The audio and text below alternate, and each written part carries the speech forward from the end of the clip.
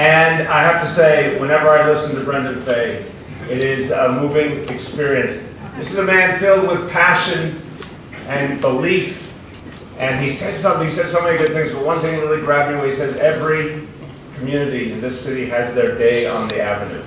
It's a beautiful concept that everyone is recognized, everyone is respected.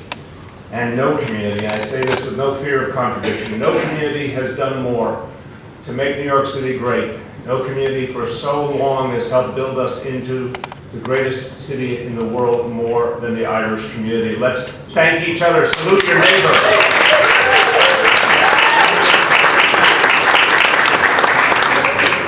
So I want to give you good news this morning that this program will be mercifully brief. I bring you good tidings because some of us are off to Mass after this, so we're going to keep it short and to the point and celebrate together this extraordinary occasion.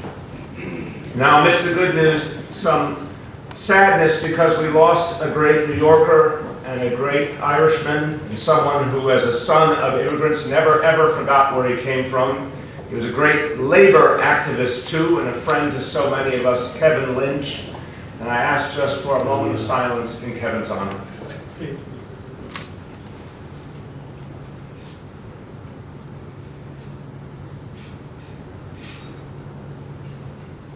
Thank you very, very much.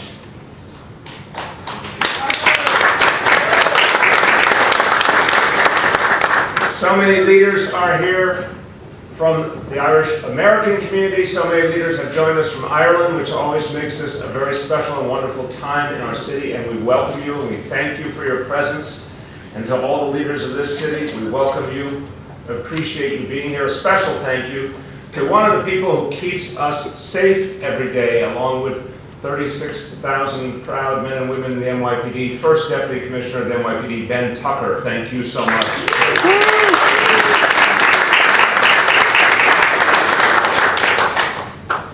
So on this day, many of us claim to be Irish, and we do it proudly, and we think of not only the extraordinary contributions of the Irish community, but we think about the fact that the Irish community, the Irish immigrants, paved the way for everybody else.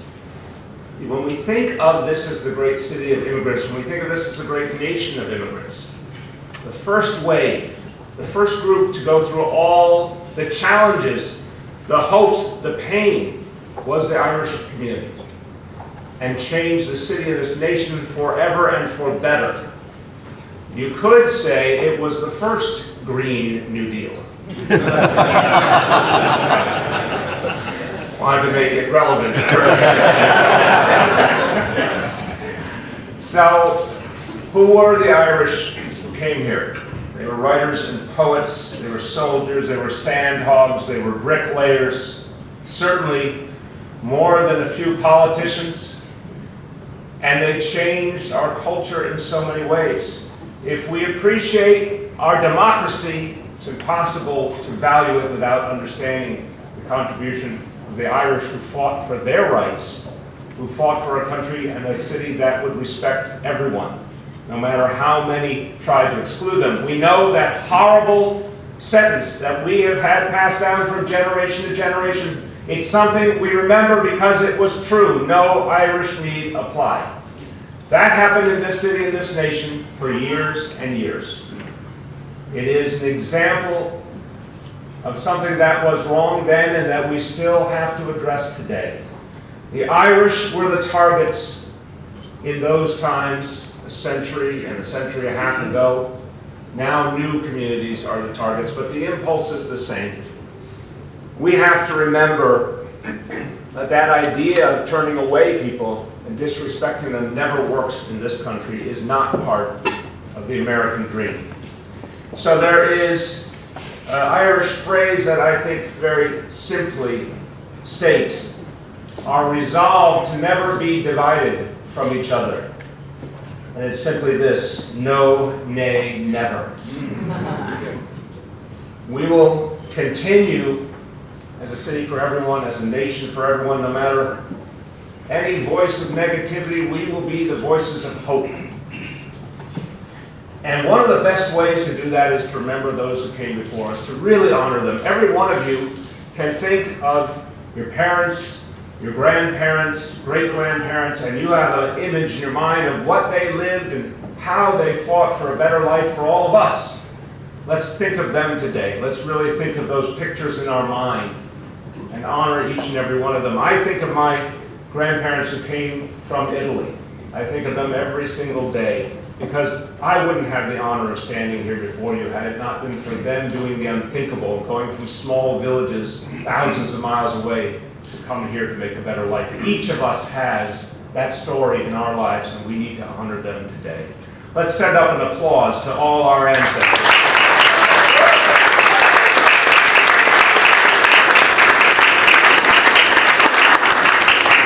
Now we have two more special guests, and one his very title speaks to one of the many, many reasons why I admire Ireland so much. In many ways, Ireland has been a beacon and a trailblazer in the world for what it looks like to have a more respectful and inclusive society. Ireland is often showing us the way it should be done. And we are honored to have a minister of the Irish government with us, and his very title speaks volumes about why we respect Ireland so much.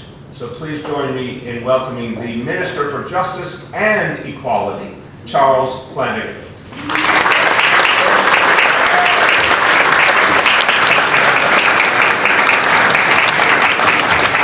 Thank you, Mayor. Good morning, everybody, and a very happy St. Patrick's Day to all in the room and beyond. This is a great celebration of Ireland, what it means to be Irish, our heritage, and of course we recall here this morning, as we will during the day, the very strong bond and close intertwining of Ireland and this great city of New York. Mayor, I want to thank you for your hospitality, for opening your house to us this morning, and the breakfast was very good. Appropriate for the occasion, we had some shepherd's pie. St. Patrick was a shepherd, came to Ireland with a message. And while that was a long time ago, we acknowledge the importance of our National Day. And there's no better place to celebrate our National Day than in New York City. I was here three years ago, got in trouble with the Irish media, as often happens Irish politicians, when I said that the New York St. Patrick's Day was the best celebration of Ireland in the world. I'm going to repeat it for the benefit of the Irish media who are here, because it is the best day to celebrate Ireland in the world. In 1862, in the aftermath of our famine in Ireland, there were more Irish-born people in New York City than there were in Dublin City. Today, I represent the government of a small island in the western periphery of Europe, an island of 6 million people, 1.5 million north, 4.5 million south, but a diaspora of 70 million people worldwide. And we celebrate with our diaspora today, not only in New York City, but right across the world. Over 3 million people in this great city claim Irish descent. We honour you, we thank you. Very pleased to be in the company today of Grand Marshal Brian O'Dwyer, and I want to acknowledge his great contribution to Ireland over a long number of years. In thanking you, Mayor, for opening your house and ensuring that Fifth Avenue becomes Irish for the 257th time. And we thank you as we walk up Fifth Avenue. We thank you for your support, and we appreciate very much your input. I also want to acknowledge your honoree, Michael Downing, from Limerick. He wears the green tie every day this year following the success of his beloved Limerick in the Liam McCarthy Cup. In conclusion, I want to thank everybody who I see here for coming from Ireland, members of the Oireachtas, chairs and mayors of county councils. Wish you well in your endeavours for Ireland. I want to acknowledge also, this is the 100th anniversary of the opening of our consulate here in New York. One of the first acts of our first Dáil in 1919 was to open a consulate here in New York. Looking back over the records, the main objective of that consulate at the time in 1919 was to negotiate the setting up of a steamship route from Dublin to New York. 100 years later, we acknowledge the work of our consulate. Obviously bigger, more busy. But instead of a steam packet ship coming from Dublin to New York, we now have 55,000 airline seats per week between Ireland and America.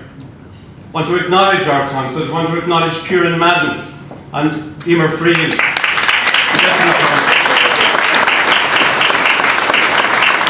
And the work that they do on a daily basis for Ireland and New York, ensuring that the great bonds of friendship, ties of business and people connections endure for long over 100 years. So in conclusion, have a great day. Have a great St. Patrick's Day. It's great to be Irish and it's great to see everybody here. Thank you.